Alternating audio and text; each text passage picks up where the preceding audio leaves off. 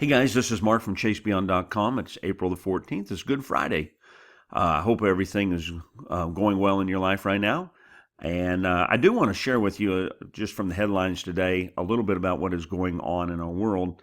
And in light of what we see going on with the Moab bomb going off in Afghanistan, and as well as even back into Syria with the U.S. bombing there, and then also what's going on in North Korea. I want to tie something together in all this.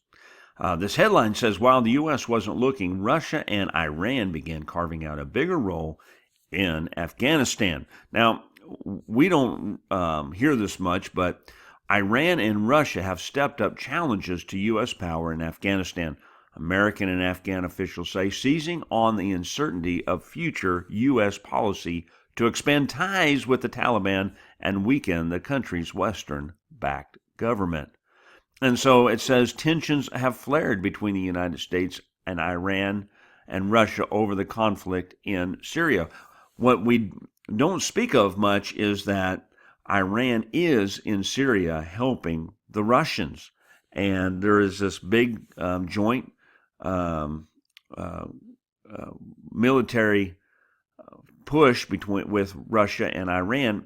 Something that it's really interesting that Turkey doesn't like, by the way, because they don't get along good with Iran. So it's interesting to see some of the things that are happening in our world right now. Now, so we find Russia and Iran together, okay, and we understand that that's been going on for some time, but they are starting to take control. That's what's interesting to me is you're starting to see them move together in different regions, and they're not really being noticed as much. And so, along with that, we find North Korea this weekend. North Korea said to be ready for a nuclear test as tensions climb, and China said as well, don't push that button and test any nuclear weapons. America is saying you do that, and we're going to come down on you. So this is interesting. So all this is going on. Well, what is the one tie that has Iran, Russia, and North Korea together? It's called, and let me go up here. I was looking at this earlier.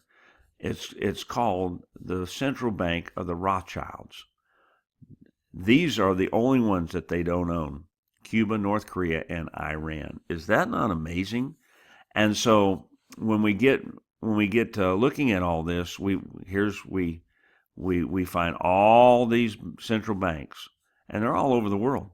And so when we look at this, then we need to understand that Iran Iran and North Korea and Cuba. And notice that we have made ties in Cuba, and now we're trying to get those ties closer, maybe to put up a central bank, right? So what is going on in our world? Why is it so important for the central bank? And what has got Russia to do with Iran?